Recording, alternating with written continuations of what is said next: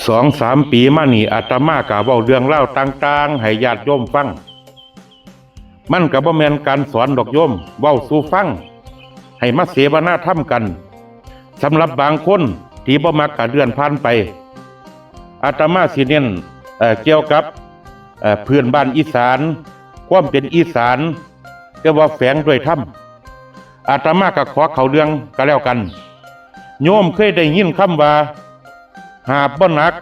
ตักบ่เต็มเข้มบ่จืดมืดบ่แจ้งบ่อันนี้ก็เป็นคำอีสานโบราณ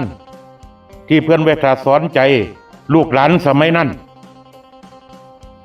ผู้บางคนก็สิสงสัยเป็นหยังน้อหาบบ่เต็มบักนุนบ่ บักนุนหลายก็หาบหนักคือเก่าสิ่งที่มันหาบบ่เต็มนี่ก็คือคุณงามความดีแม่นเฮาสิเฮ็ดตั้งแต่สาวจนว่าเฒ่าคุณงามความดีก็บ่เคยหนักแต่ว่าตัวบุญนี่อยู่กับเฮาบ่หนีไปไสอีกอย่างหนึ่งก็คือวิชาความรู้ที่เฮาร่ำเรียนมามันก็บ่สามารถหนีไปจากเฮาได้คือกันอยู่ในพุงเฮานี่แหล้วก็เฮ็ดให้เฮาเป็นคนมีปัญญาก็เฮ็ดให้เฮาฉลาดเฮ็ดให้เฮามีความรู้สามารถเลี้ยงตัวตนเจ้าของได้บาดที่นี่ตักบ่เต็มแม่นหยัง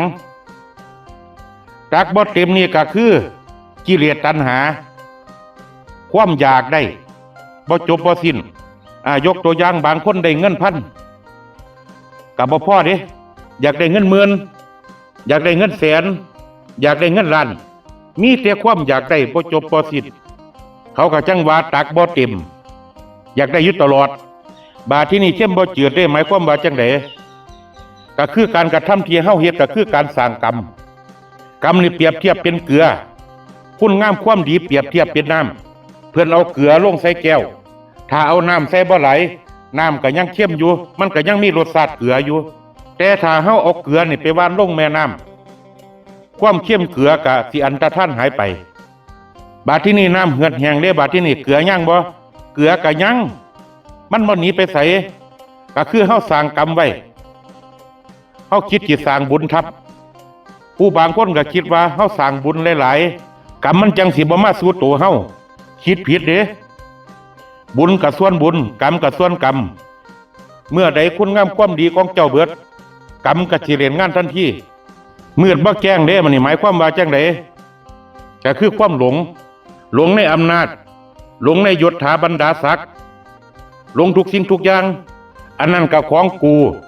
อันนี้ก็ของกูเงินสั้นบ้านซองของกูเบิดเงินก็ของกูเบิดมีแต่แนวของกูผลสุดท้ายตายไปแล้วก็เอาไปนำบ่ได้ที่สิเอาไปได้ก็คือคุณงามความดีเท่านั้นอันนี้ก็คือปริศนาธรรมอีสานโบราณที่เพิ่นสอนลูกสอนเต้าสิ่งใดควรเฮ็ดสิ่งใดบ่ควรเฮ็ดเจริญพร